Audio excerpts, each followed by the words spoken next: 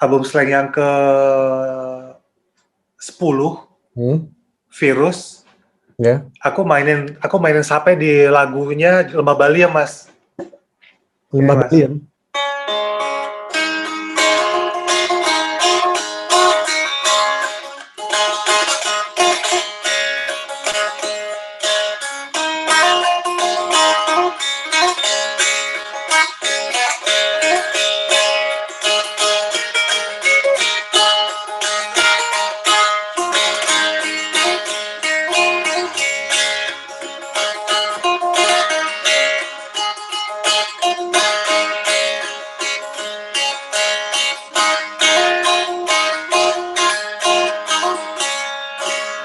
Yeay. Album solo udah berapa sekarang, Dit? Aku tuh 24 tahun di Slank baru punya 1 album solo. Sama Slank sendiri? Sama Slank sendiri aku udah bikin 18 album. Oh udah, gila 18 album. 18 album recording ya. Ya, bukan live segala macam, ada juga live. Tapi recording 18 album. Januari kemarin baru rilis album ke-24. Terus ya itu. Aku baru punya 1 album solo sendiri itu baru punya 1 album. Selebihnya kolaborasi sama Ipang. Ya gitu-gitu deh. Tapi kalau solo album baru punya 1 dan rencananya bakal rilis lagi. Mudah-mudahan tahun ini bisa rilis 1 album lagi gitu. Sama Seng tuh tahun berapa ya ketemu, proses awal ketemunya deh. Itu gara-gara apa mereka buka audisi atau gimana sejarahnya? Sejarahnya tuh mungkin pertama kali karena aku tuh baru 2 hari lalu mikir, Mas. Seandainya mungkin aku lulus SMA terus dibolehin langsung sekolah musik, Mas. Mungkin bisa jadi sejarahku berbeda gitu. Tapi mungkin jadi sebuah perjalanan karena orang tua belum menyetujuin untuk sekolah musik.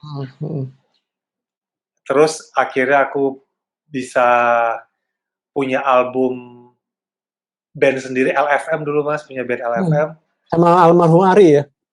Ari Malibu, terus udah gitu rilis dan sering maksudnya kayak ke daerah-daerah, terus main di TV dulu.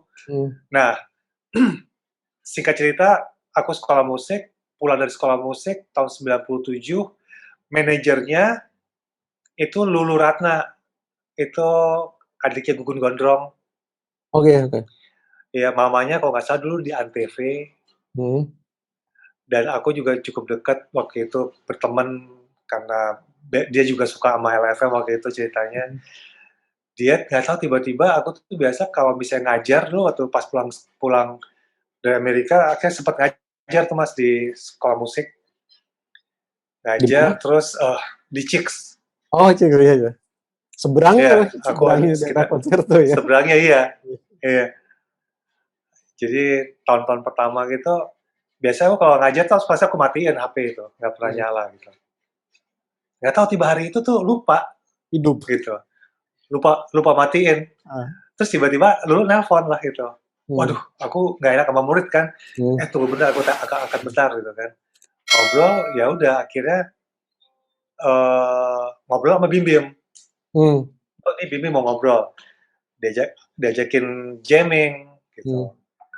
Aku pikir jamming itu buat project albumnya dia yang lain gitulah gitu. Aku nggak bikin di Slank sih. Udah akhirnya dia ngajakin jamming, misal hari Selasa, hari Rabu. Aku ingat sih hari Rabu sih waktu itu. Hari Rabu janjian tuh sekitar sore jam 5-an lah. Jam 4 atau jam 5-an gitu. Ya udah aku selesai ngajar, aku bilang ya. Aku selesai ngajar bawa ke situ. Ya udah, selesai ngajar ke situ, jamming. Udah ada Abdi di situ ternyata. Ya udah, jamming. Aku pikir buat apa sih, pokoknya ya udahlah jamming aja. Lagu-lagu apa itu? Lagunya mereka? Gak ada lagu, Mas. Jamming aja. Free aja. Gak ada lagu. Free aja, main bebas saya udah. Blues lah, funk lah, apa udah main. Akhirnya sampai udah selesai, nongkrong gitu di dalam studio, terus dia bilang, "Bisa bantuin Slank nggak?" Gitu. "Ah, kenapa?" "Iya, kita kehilangan gitaris," gitu. Pasca Indra Paibongki ya, Ya. waktu itu ada namanya Renold, dia nggak main lagi. Ya udah, aku bilang boleh. Akhirnya diambil lah tuh 6, karena mereka baru punya 6 album. Mereka baru punya 6 album, dikasihlah 6 album itu di list lagu, terkumpullah sekitar 36 apa 38 lagu lah gitu. Buat kita pelajarin.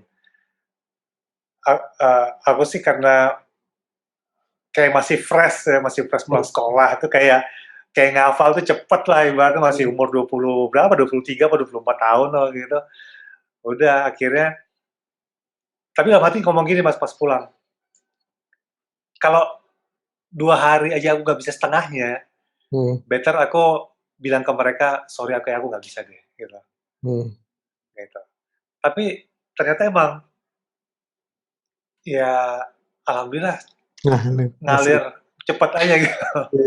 Sampai akhirnya latihan berikutnya udah bawain lagunya Slank yang benerannya, 2 kali 3 kali latihan, manggung di Bandung pertama kali waktu itu, tahun 97, September, aku ingat. Gitu. Wah, waktu itu aku pas denger itu, jujur sih aku bangga. Oh ya? Bersyukur, aku bangga banget. Wih, gitu. Thank you. Wah, seneng banget itu. Iya, jadi ini sih Mas, prosesnya kayak, aku kan nanya-nanya ke teman-teman Mas, gitu. Ya pokoknya sebenarnya sih banyak teman yang nggak setuju. Nggak setuju itu dalam artian bahwa mereka kan tahu bahwa Slank itu kan drugs user gitu. Dan sampai, ya pokoknya lu bakal begini, udahlah. Udah ada teman juga yang sikat dong, lu harus bisa dan segala macam gitu kan. Pokoknya banyak yang support, banyak juga yang meragukan, kontra lah gitu. Ya finally aku sih cuman ke papi lagi, balik lagi ke papiku. Pak, aku diajakin gabung sama Slank. Waktu itu belum bilang gabung sih, artinya lebih ke main bareng mereka. Terus, tapi aku ceritain kondisinya adalah mereka drugs user, gitu. At least ya mau. Terus yang di luar ekspektasi itu, papi bilang gini, niat lo kan main musik kan gitu kan. Dan kamu sekolah musik dan kamu pingin main musik. Ya mungkin ini jalan kamu seperti ini, dia bilang gitu. Dan dia bilang cuman, aku percaya, pokoknya poinnya gini, kayaknya dia tuh percaya aku bisa jaga diri lah, gitu. Ya udah, buat aku sih itu kayak doa restu, Bismillah jalan gitu. Ya alhamdulillah sampai sekarang. 24 tahun Mas, setengah usia kamu nih. Iya. 20 sama Slank 24 tahun. Iya, 24 tahun ini, September ini 24 tahun. Kemarin ini aku ngobrol berdua gini juga, aku rekam buat YouTube, udah aku tayang sama Bu Jana kan. Oh gitu. Oh, udah nyaris ke gigi aja 27 tahun. Iya. Jadi Rido sendiri udah lebih 24. Oh, 24 tahun. Slank 38 tahun. Lebih dari ini. Lebih dari yang iya. Mereka kan. Iya. Aku waktu itu kenalnya sama yang BIP saat itu ya. Iya.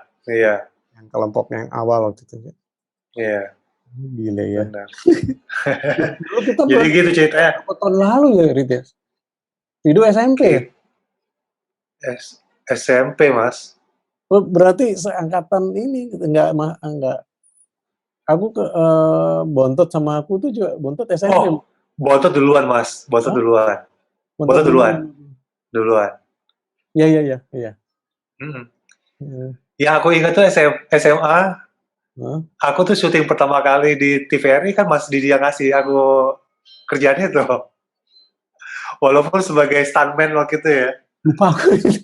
Iya. Rido main Aku bass. disuruh main, aku main drum mas. Oh,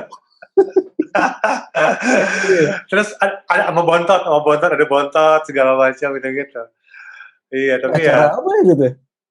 aku nggak tahu mas mas mas Didi yang ngasih aku tuh Memori ini berapa beneran memori yang mem- aku keren. Terus yang lain iya siapa aja tuh? aku cuma ingat bontot saat itu. Aku cuma ingat bontot. Basisnya aku Ingat lupa, keyboardisnya lupa. loh, Ada pemain, ada brass section juga sih waktu itu. lo bass aku lah pasti. Mas Didi nggak ikut, Mas Didi nggak main. Mas Didi kasih aku kerjaan itu. Oh, justru Iya, aku nggak ikut tuh. Mas Didi nggak ikut. Tapi Mas Didi yang bikin musiknya, Hmm. yang aku ingat. Gitu, gitu. Bukan Chandra Kirana ya, bukan orkestra. Bukan, bukan, bukan, bukan. Aku tuh Bukan, Chandra Kirana. bukan, bukan. Sekarang mimpi Rido lagi apa nih, Rid? Terutama di era sekarang gitu. Kita nggak tahu kan nih sampai sampai kapan gini ya. Mudah-mudahan sih Mhm, cepet cepet balik ke seperti yang sebelumnya gitu. Cuman mhm. ada nggak mimpi Rido yang belum belum mewujud gitu loh? As a musician. As a musician, aku kayaknya pingin konsisten bikin solo album sih, Mas. Ya, ya. Hmm. Dalam artian bahwa memang solo album tuh kayak kayak representasi aku gitu. Hmm. Bukan berarti di slang enggak, tapi Ya. kan slang itu kan 5 kepala mas. Hmm. Bagaimanapun ya aku selalu bilang, maksudnya selalu ada yang kontra sama aku kayak lu ntar bikin solo album lu lupain slang segala macam apa ini segala. Aku juga bilang aku tuh 24 tahun di slang. 24 tahun di slang aku baru punya satu album solo. Dan aku ya loyalitasku tuh udah maksud buat aku pribadi ya kayak slang tuh kayak rumah gitu loh. Hmm. Gitu. Slang tuh kayak rumah jadi kayak ya suka nggak suka toh bangun pagi kita harus ibaratnya ya suka nggak suka bangun pagi kita harus breakfast bareng-bareng sama keluarga gitu. Hmm. Kalau di slang tuh kayak gitu. Itu rumah Kalau ya. bukan kayak di Rumah. rumah, iya jadi konflik ada konflik. Tapi maksudku di slang tuh aku neken ego banget. Mungkin itu yang bikin kita masih bisa survive, masih bisa bareng-bareng sampai sekarang karena masing-masing personil saling neken ego. Ya, ya. Dan yang menarik sebetulnya aku tuh nggak pernah ngerasa didikte sama mereka bahwa saat ngisi lagu, Dok kamu mainnya begini-begini tuh nggak pernah. Jadi aku malah kalian suka nanya, menurut lu gimana gitu. Tapi mereka nggak pernah bilang, Dok mainnya kayak gini-gini, nggak pernah. Makanya aku kayak ngerasa bahwa sebetulnya Dislan juga representasi aku. Ya, ya. Tapi mungkin aku nggak bisa lebih brutal gitu ibaratnya gitu loh mas. Ya, ya. Kalau solo kan ibaratnya seluas-luasnya mau bikin musik jazz standar kayak mau bikin ini mau bikin itu kan udah punya sendiri gitu. Jadi mungkin kalau tanya secara musikal aku pingin konsisten juga selain bikin album aku juga pingin setiap tahun ataupun ya sebisa mungkin selalu ngeluarin album sih pinginnya kayak gitu karena itu kayak cerita buat anak cucuku bahwa aku punya punya karya di luar itu karya sendiri yang mencerminkan pemikiran Ya. di musik gitu. Itu sih Dan mas. itu fingerprint kan? Fingerprint mas. Ya. Oh satu lagi mas, satu lagi mas. Aku pengen punya orkestra. Gue support. Saya Dukung suka banget. nulis kan. Aku suka nulis, tapi ya Nulis baru manual. bikin. Manual Iya, atau Sibelius atau software. punya Sibelius tapi terus terang nggak bisa bikin. Oke. Belum masih gaptek buat bikininnya. Jadi Sama. selama ini masih nulis Aku tangan juga biasa masih aja, manual. manual. Nulis manual, terus kadang-kadang bikin garis besarnya terus teman yang bisa bantu. Tapi beberapa lagu slang, beberapa lagu aku sendiri, beberapa udah aku string sectionnya atau orkestrasi aku tulis sendiri sih. Gitu. Kepikir pingin punya gitu kayak ya itu salah kalau tanya mimpi ataupun niat yang kedepannya pinginnya sih punya orkestrasi sendiri gitu. Tuh doain Gitu. juga. Amin. Itu dulu kan Rido kan di Samarinda ya. Iya Mas. Berapa tahun Rid di Aku tuh Kaltim? dari Kaltim itu dari umur 7 tahun. 7 tahun SMA. sampai SMP. Oh, SMP. SMA kan Jakarta. Udah Iya, konserto ya udah. SMP di Jakarta. Nggak Jadi ada sana. nggak ada yang attach apa namanya? Nggak ada yang melekat musik sana. Apakah sapenya ataukah apa gitu? Eh, di album slang album slang yang apa? Album slang yang ke 10 Hmm? Virus.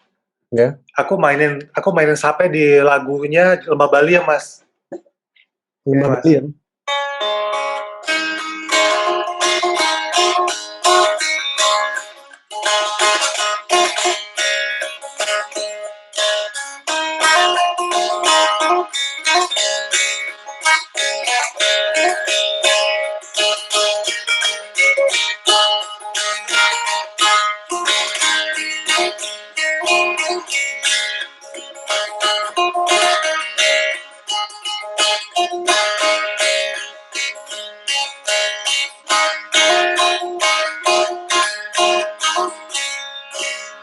Yeay. Itu aku mau tanya, fretnya bisa dipindah-pindah ya? Fretnya bisa pindah. Jadi ini kalau aku beli langsung sama orang Daiga sendiri. Jadi ini fretnya nih dilengketinnya pakai ada kayak binatang malam gitu Mas. Yang Kayak suka tawon nempel gitu ke ya? kayak tawon gitu, Hmm. terus dibakar langsung bisa jadi Lem. lemnya dia. Hmm. Jadi nanti kita stem, kita atur fretnya gitu. Atur fretnya. Hanya karena ini aku pakai buat manggung juga sama slang, aku bikin fix Mas. Ya, ya. Terus sudah Aku bikin ditanam? fix. Itu Enggak, aku fretnya nggak tanam, tetap enggak. Ini lem, tetap pakai lem. kayu-kayu biasa, pakai Oke. lem. Hanya aku pakai ada pickup di sini. Ya, baru nanya pakai apa sih? Pakai pickup, ada colokannya sini, ada preamp di dalamnya. Jadi lebih konstan lah ininya. Terus ini yang tuning depan ini, tuning depan ini sebagai hiasan aja, jadi udah nggak berfungsi lagi. Oke. Jadi Aku punya, tuningnya udah ya. aku punya juga. Tuningnya aku pindah sini Mas. Gue di belakang sini tuningnya. Oh, Gitu. jadi kayak headless ya. Headless. Gitu. Terus apa namanya, piezo ya? Iya. Pickupnya piezo ya? Piezo ya. Gitu. Iya. Aku punya tapi bawain ke anakku. Oh iya. Hitam semua, nggak ada warna-warninya, jadi tapi ukirannya ada. Nah, ukirannya ada dan belum pakai piezo gitu. Oh iya. Wah, kapan-kapan mau di sini nih juga. Boleh Mas. Asik. Boleh. Dia selain capek apa ya, Rit? Sulingnya atau apa ya? Atau perkusinya apa gitu kalau Kaltim? Kalimantan aku yang lumayan lebih tertarik ya sape ini sebenarnya. Kebetulan Tapi iya, hanya kalau Maluku steel gitar tadi, gitu. Aku kebetulan tolong deh. Aku tuh dikasih waktu abis selesai ngisi sama Opa Bing, aku dikasih oleh-oleh sama Opa Bing ini. Wih. Tapi bukan yang di klipnya dia ya? Bukan yang di klipnya beliau ya? Bukan. Klipnya beliau tuh putih ya? Putih. Ini dibikin sendiri Mas. Dia potong sendiri, bridge-nya dia bikin sendiri, kecuali elektroniknya. Pickup sama volumenya itu beli. Selebihnya kayak di Marzio ya? Iya. Mirip kayak di Marzio. Hanya semua dibikin sendiri Mas.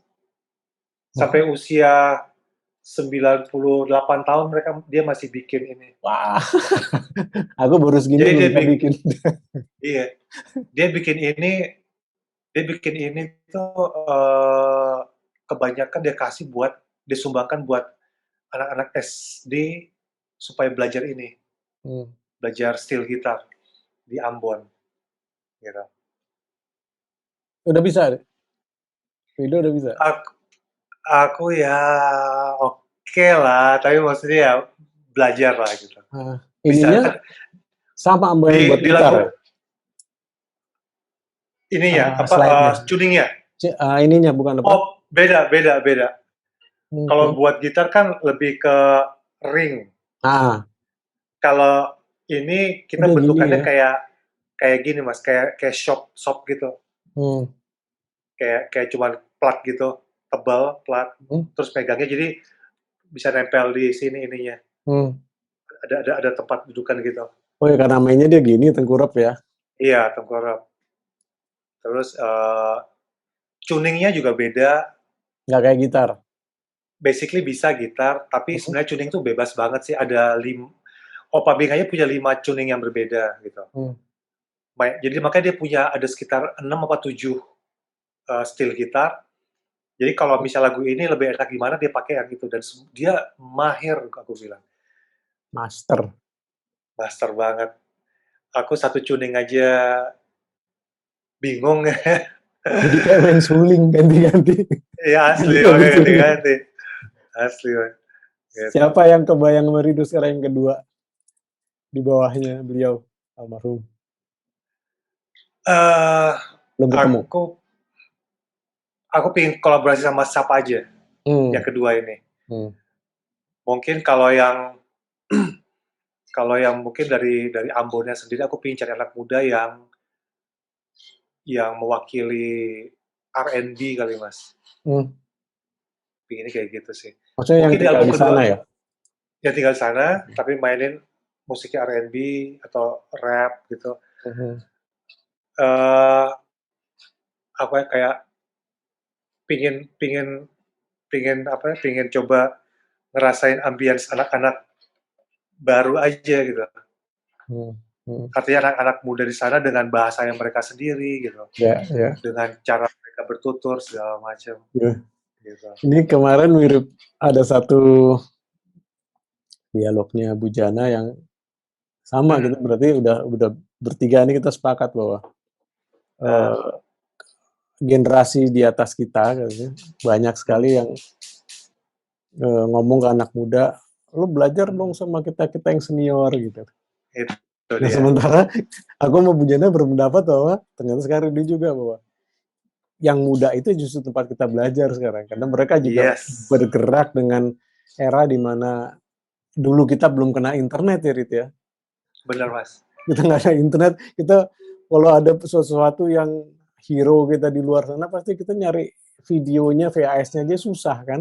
Susah, benar. Latihan siapa dulu Brian Bromberg atau Jaco Pastorius atau Iya. Jacob John Pastorius Patitucci kan betul. susah kan nyarinya. Selway Tucci wah repot.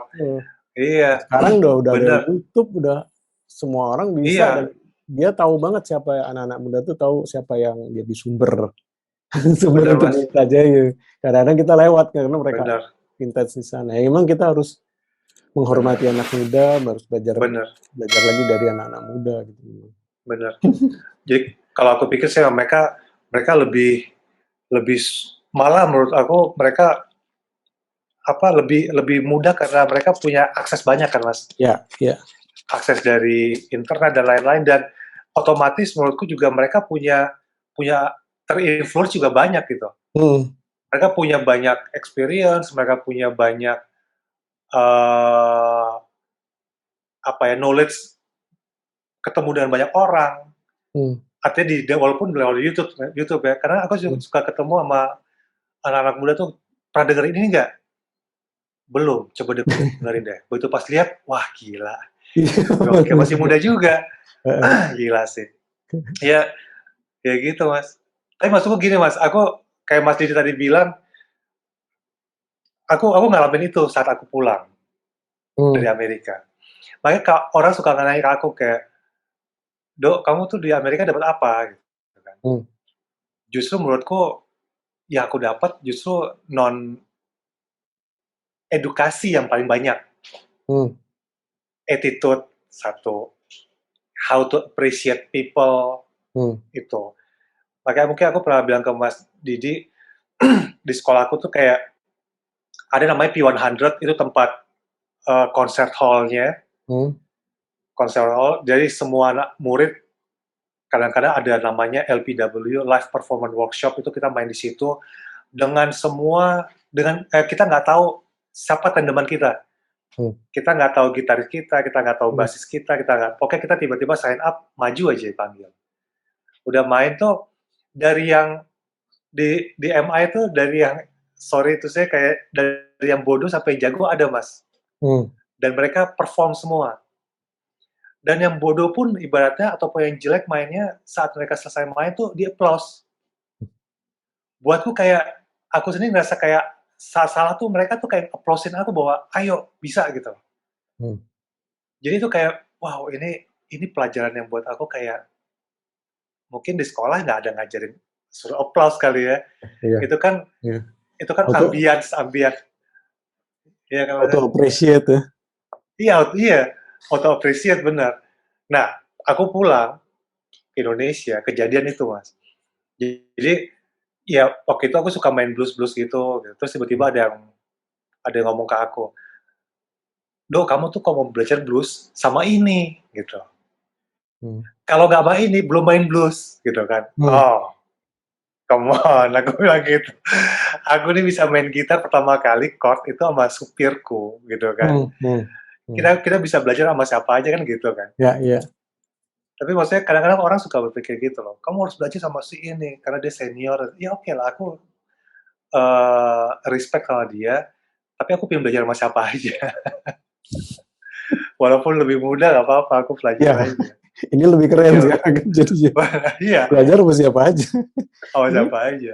Sama kayak itu loh, sama kayak ini jumping dikit tapi kayak di dunia spiritual ya. Di dunia spiritual tuh Tuhan mengajar kita lewat siapa aja. Betul. Kadang kita ngobrol sama satpam, terus banyak kata-kata Tuhan yang atau Tuhan berpesan melalui dia kan. Iya. Ngomong sama anak tetangga yang umurnya jauh di bawah kita, tiba dia ngomong bla bla bla. Oh ini nih yang lagi gue cari gitu kan. Tuhan nitip pesen lewat dia, lewat iklan, lewat billboard, lewat segala macam jadi dari manapun. Jadi nggak harus kita belajar spiritual sama yang jenggotnya panjang atau yang ubel-ubel tinggi. Gitu. Ya. Nggak harus. Musik pun gitu kadang-kadang kita lihat. Benar. Ini siapa kadang aku banyak lihat sama anakku gitu ya. Si Amir kan juga dia udah buat musik film, buat musik musikal sama lihat beda banget gitu sama aku beda walaupun dia interestnya sama di electronic music juga gitu. Ya nggak bisa bahwa dia memang bukan replika kita kan. Betul. Karakter dari musik replika. Sebetulnya beda banget dan menarik, sangat menarik itu semua anak muda itu. Menarik. Ya sama kayak anakku juga gitu Mas. Dia udah bikin musik dan aku dengerin itu keluar dari hatiku sendiri bahwa aku bilang ke dia, mau nggak aku produce lagu ini? Dia ada punya berapa lagu gitu di harddiskku ternyata dia simpan. Terus dia bilang, nggak mau. Alasannya apa? Dia nggak mau terpengaruh sama aku, Mas. Oh, oke. Tapi aku bilang gini, aku mau produce kamu, itu karena aku respect kamu sebagai musisi, bukan kamu anakku. Aku bilang gitu. Respect sebagai kamu musisi, bahwa kamu udah bikin karya yang menurut aku bagus. Kalau walaupun kamu anakku, tapi kalau kamu bikin musik nggak bagus, mungkin aku bilang nggak bagus dan aku nggak mau. Mending kamu latihan lagi atau gimana misalnya gitu loh. Dan menurutku keren banget, keren dia bikin. Umur berapa? Aku sampai dia sekarang 19 tahun. Oh iya. Ya. Gitar juga terus, atau keyboard juga apa gitu? Dia bisa main gitar, main drum. Oke. Jadi drum dia main sendiri, gitar dia main sendiri, bass dia main sendiri. Vokalisnya ada di Australia. Gitu, jadi kirim-kiriman file gitu. Terus aku bilang gitu. Terus akhirnya dia bilang, gini Mas, boleh deh, tapi satu lagu aja ya. Ya udah nggak apa-apa, satu lagu nggak apa-apa, yang penting aku yang produce. Maksudnya kalau ngomong ke saya kurang ajar banget sih. Tapi ya udahlah, itu udah biarin mereka. Tapi maksudku memang musiknya buat aku frekuensinya sama aku, fresh banget, gitu loh, gitu. Yang sekarang ada nggak masih Rido ada apa ya kayak kegelisahan gitu di musik lah atau di musik di Indonesia misalnya? Sekarang kan lagi berkembang pemikiran tentang kolektif royalti dan lain-lain, gitu. Maksudku, aku tuh masih belum sreg lah ibaratnya gitu. Dengan kondisi yang ada ya? Dan kondisi yang ada, karena jadinya banyak yang permisif sih sebetulnya. Banyak yang permisif dari masalah performance right lah, dan lain-lain, mechanical rights lah. Contohnya ada hal yang paling simple yang aku hadapi sendiri kayak performing right gitu ya, performance right gitu. Maksudku gini, kalau memang undang-undang menyatakan Rp1, ya udah charge Rp1 gitu. Jangan kita bisa nego dengan boleh nggak Rp0,50 gitu. Oh ternyata boleh gitu, atau boleh nggak free, imbalannya ini. Hal seperti itu tuh perlu benar-benar dikaji benar-benar sih. Aku yakin banyak orang pintar di Indonesia, tapi paling penting sistem dan pengelolaan sih mas menurutku. Gitu. Nah saat ini mungkin pemikirannya bagus, tapi eksekusinya buat aku masih belum sreg gitu loh. Atau mungkin sistemnya bagus, tapi mungkin pengelolaannya, ataupun kebalikannya, pengelolaannya bagus, tapi ya, aku rasa sih sistem gak ada yang salah, tapi yang salah tuh pengelolaan sih buat aku gitu. Pelaksanaannya ya? Pelaksanaannya sih gitu. Pas, aduh. Iya. Jadi kalau kita ngomong kayak John Lennon, keluarganya bisa, atau Paul McCartney, ya iyalah ya, mereka gimana, ya pelajarilah coba gimana mereka bisa, ternyata bisa santai, atau bisa anak cucunya bisa menikmati hasil kakeknya atau bapaknya. Sistemnya berjalan. Sistemnya berjalan. Ya kayak, aku kan lebih banyak, ya bukan lebih banyak sih ya, cukup banyak bikin audiovisual, TV play, sinetron dan lain-lain ya, film ya. Jadi saat itu ditayang ulang gitu juga, nggak dapat apa-apa. Itu dia mas. Baik dari rumah produksinya, baik dari broadcast TV-nya gitu, nggak ada apa-apa gitu. Boro-boro produksi ya udah kayak kita kayak barbar banget gitu kan, barbar banget. Dan ini kita nggak tahu, memang kita nggak tahu mau melempar pertanyaan ini ke siapa gitu. Sekarang kayak serikat apa namanya, persatuan artis atau seniman lah gitu, apa namanya itu. Aku udah coba sampaikan gitu, kayak terakhir kasus, aku kan banyak, ada 40-an yang udah di Topet tuh ada 25-an produk musik-musik meditasi, albumku 25 albuman gitu, musik meditasi, musik empowering, dan beberapa itu ditayang sama ini Rido, sama apa namanya, perusahaan besar lah gitu, perusahaan besar di Jawi sama dia naikin, ada dijual di eBay, di Amazon, di iTunes dan lain-lain. Itu dari tahun 2011 kayaknya. Sampai sekarang nggak pernah tanpa permisi loh. Iya. Tanpa permisi, jadi nggak pernah ngasih sesuatu di karyanya. Reportnya nggak ada.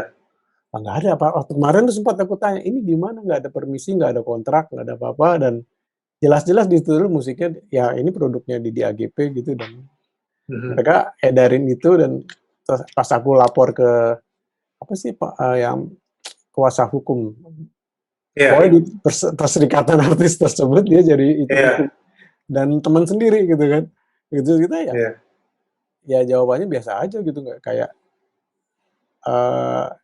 jadi jawabannya sih buat aku ngelukain ya, sangat melukai, bahwa itu loh, ini kok berpihaknya bukan kepada kita ya, bukan. Iya, benar. Istilah kayak gitu, jadi ini kita kan lapor ke sistem yang benar aja begitu gitu loh. Benar. Aku jangan gitu juga masalah mas. Kejadian gitu juga, soalnya kayak aku bikin scoring film. Terus scoring film itu, ya mungkin faktornya juga aku saat itu masih bodoh buat buat masalah itu. Tapi pada akhirnya baru ketahuan bahwa kayak gini, saat bikin scoring filmnya tayang, rumah produksi ini bikin sinetron dong. Oh, oke. Dimasukin juga, diputar lagi. Maksudku kan kayak gitu kan ya, at least kasih tahu dulu kayak atau apa, gimana gitu. Film ya sinetron yang nggak ada hubungannya kan, sinetron lain gitu. Ada hubungannya. Bukan diturunkan versi film, ya. Bukan seriesnya, tapi lebih ke sinetron lain, dan karena rumah produksinya sama, dipakailah itu. Ya mungkin itu satu kesalahan aku juga karena mungkin dari kekuatan kontraknya ya. Kita nggak bisa mengharapkan etika lagi sih kayak gitu ya. Tapi mungkin next jadi pelajaran bahwa kalau memang bikin scoring buat satu film, mungkin di klausul itu sebutkan hanya dipergunakan untuk itu. Judul yang ini dan itu. Ya kemarin tuh termasuk ini menarik buat teman-teman yang nonton nantinya buat pekerja seni yang larinya ke as a movie composer atau penata musik sinetron. Ada kejadian yang gue alamin tuh gini nih. Aku dibuat satu sinetron. Kontraknya semua udah rapi seperti biasa. Tiba-tiba pas terima transferan gitu, di honornya separuh. Kok bisa? Ini luar biasa. Aku tanya kenapa separuh? Iya, yang separuhnya pakai musiknya si A. Si A tuh si A ini asistenku gitu kan, yang dia sudah sudah besar juga dan sama-sama kerja di situ gitu ya. Dan dia nggak ada masalah karena dia nggak tahu apa-apa gitu. Jadi musiknya Mas Didi ini nggak cocok. Jadi yang separuh pakai musiknya si A gitu. Jadi Mas Didi dibayar separuh tuh. Ya. Aduh. Kenapa nggak revisi aja katakanlah gitu kan? Ini udah tayang, udah transfer dan pas ternyata orang lain pun diperlakukan demikian gitu. Jadi kayak semua dibayar separuh, tapi musik lo mungkin nggak cocok diganti sama musiknya Mas Didi yang separuh. Jadi sebenarnya cara itu cerdas tapi culas banget, hancur gitu. Itu culas, jahat, sangat jahat. Dan kita nggak apa-apa karena tidak kepikir bahwa mereka punya taktik itu gitu. Musik lo nggak masuk yang taruh musiknya sih. Jadi patungan buat bayar si A gitu. Itu strateginya nggak kebaca lawan tuh Mas. Strateginya nggak kebaca lawan. Iya. Nggak nyangka. Kita nggak baca, nggak nyangka. Begitu. Iya. Sorry, waktu sama Opa Bing berapa lama ya waktu itu? Balik ke situ. Prosesnya album itu. 7 tahun. 7 tahun. Bukan karena memang terhenti-hentinya karena kesibukan ya? Ada beberapa. Jadi kayak pertama, ternyata aku tuh kata orang agak perfeksionis. Begitu dengar, kayaknya gue main kurang enak di sini, mesti bisa dienakin lagi, ulang lagi rekaman, maksudnya benerin lagi. Akhirnya mesti ada satu orang yang bilang cukup, udah gitu loh. Yaitu, iya, jadi aku kebetulan operatorku sendiri Mas, dia gitaris juga, dan dia bilang udah cukup sampai sini aja, udah oke, jangan rubah-rubah lagi gitu. Kalau enggak bakal gitu terus kan. Satu, kedua, udah mau rilis tuh di tahun sekitar 2018-an. Ini kejadian juga tiba-tiba ada yang ngerilis tanpa sepengetahuanku. Album itu? Kok bisa? Karena jadi ada teman, aku kasih MP3-nya, file MP3 buat dengar. Aku kasih dummy cover.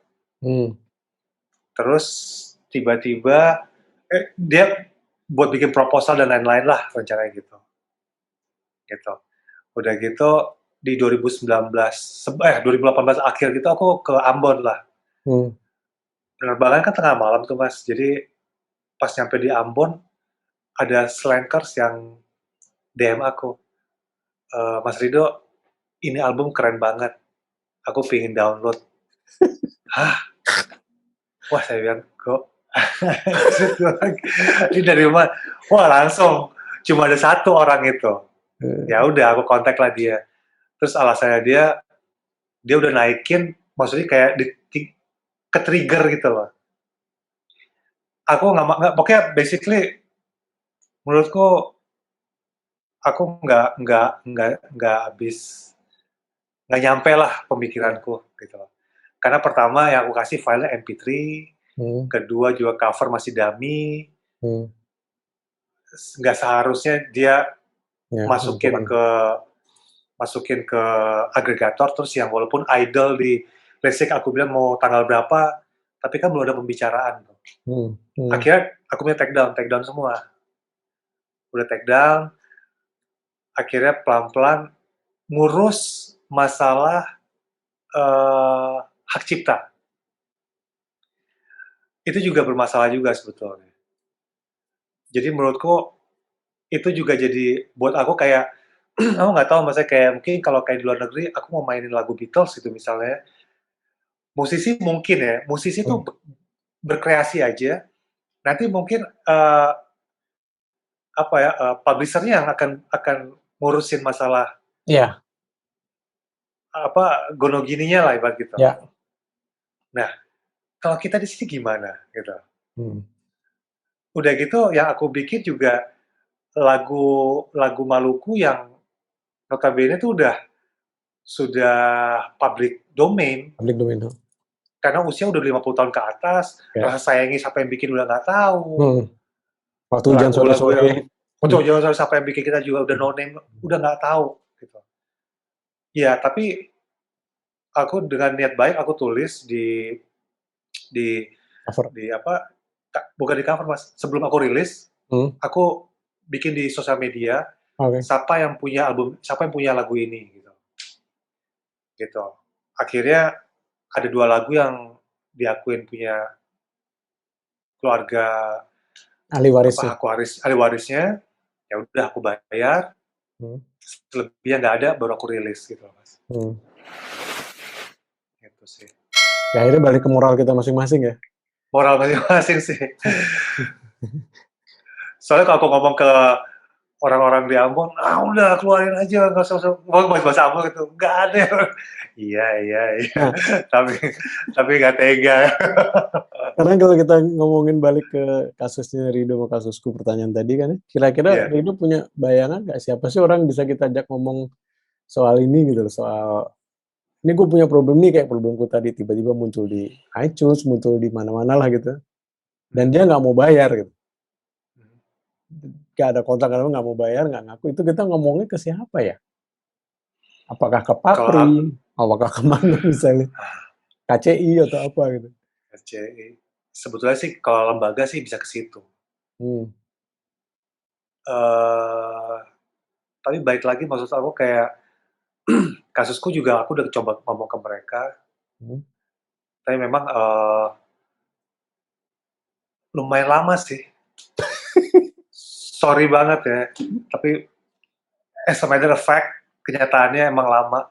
Dan aku nggak nemuin jawaban bahwa si ini yang punya. Sampai aku mesti bikin sendiri, aku tanya ke lawyers memberikan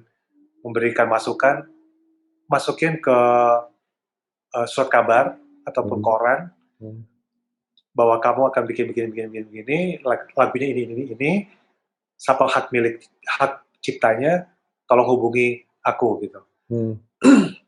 Ada 2 yang menghubungin, selebihnya ya udah. Aku pikir udah term waktunya udah sesuai sama yang aku bilang, aku rilis aja gitu. Gitu. Itu mungkin sekitar 3 tahunan Mas aku nungguin gitu. 3 tahunan aku nunggu sampai akhirnya aku nekat. 10 Desember 2020 itu boleh dikatakan aku nekat buat rilis. Ya mungkin karena nggak tahu, mungkin karena Opa Big juga ya. Udah usia dan lain-lain, kita nggak tahu umur gitu. Tapi kayak firasat aja bahwa rilis harus aja keluar. Harus keluar, betul. Gitu. Siap, wah thanks banget. Kayaknya harus ngobrol secara musikal nih kita. Iya, betul. Yang pasti aku akan ngajak Rido dan mudah-mudahan Rido Oh, juga thank you. ajak juga. Mungkin lu Boleh. Iya loh. Boleh Mas, boleh. Ada sesuatu yang mesti dibikin bareng. Boleh Mas, boleh. Ya, oke Rid. Harus. Ya. Thanks banget. Sama-sama Mas. Obrolannya. Ntar di sela-sela ini aku juga muter videonya. Oke, thank you Mas. Sip. Ya. Thanks banget Rid. Salam Thank you Mas, sehat terus Mas. Iya, sehat-sehat. Salam Mbak Oni. Iya, salam Indra juga Mas. Keluarga anak-anak. Iya. Oke. Salam. Thank you Mas. Salam damai, Yo. salam cahaya. Salam damai. Yo. Waalaikumsalam. Waalaikumsalam.